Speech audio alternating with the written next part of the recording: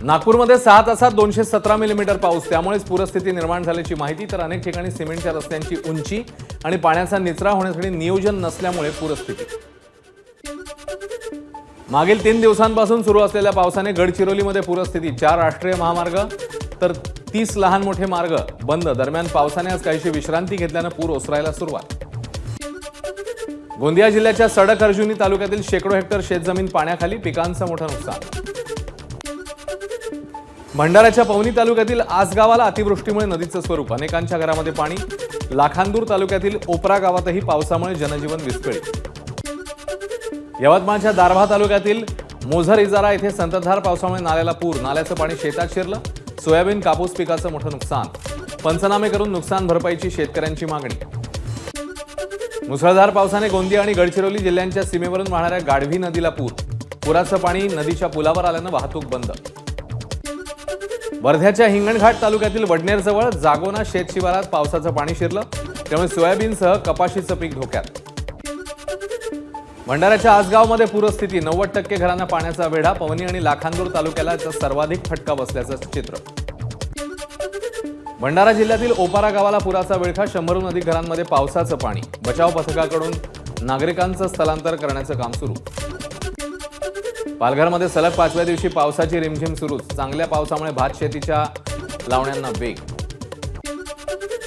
मुंबई शहर आणि उपनगरात पावसाची हजेरी, मध्यरात्री विश्रांती घेतल्यावर पहाटेपासून पुन्हा एकदा पावसाला सुरुवात। वसई विरारमध्ये सुरू असलेल्या जोरदार पावसाने आचोळे रोड, गालानगर परिसरात पाणी, त्यामुळे अनेक वाहनं बंद पडत असल्यानं कामावर जाणाऱ्यांचे हाल। कल्याण, डोंबिवली, उल्हासनगर, अमरनाथमध्ये काल रात्रीपासून मुसळधार, त्यामुळे अनेक ठिकाणी रस्त्यांना नदीचं स्वरूप, सखल भागात पाणी साचल्यानं विद्यार्थ्यांसह कामाला जाणाऱ्यांचेही हाल।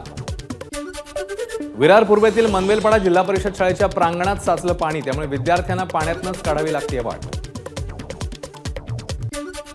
संततधार पावसामुळे वसईतील एव्हरशाईन रस्ता पाण्याखाली, त्यामुळे वसईहून मुंबई अहमदाबाद महामार्गाकडे जाणाऱ्या मार्गावर वसई फाट्याजवळ वाहतूक कोंडी। महाराष्ट्र कर्नाटक सीमेवरील गोकाक धबधबा पूर्ण क्षमतेने प्रवाहित, धरणाची नयनरम्य दृश्य बघण्यासाठी पर्यटकांची गर्दी।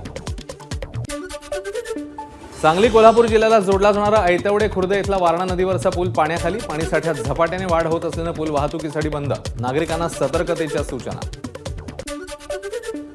सांगलीच्या औदुंबर इथल्या दत्त मंदिराच्या परिसरात शिरलं कृष्णा नदीचं पाणी, नदीच्या पाणी पातळीत वाढ झाल्यास मंदिराच्या गाभाऱ्यात पाणी शिरण्याची शक्यता।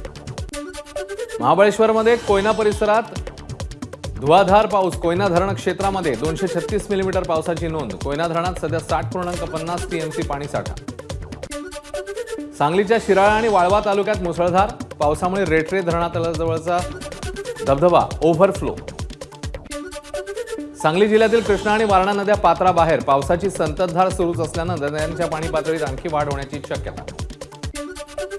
परभणी जिल्ह्यात काल दुपारपासून पावसाची संततधार, पावसामुळे लोअर दुधना आणि येलदरी नदीच्या पाणी पातळीत किंचितशी वाढ।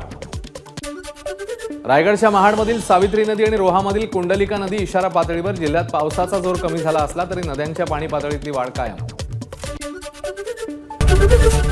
एबीपी माझा, उघडा डोळे बघा नीट।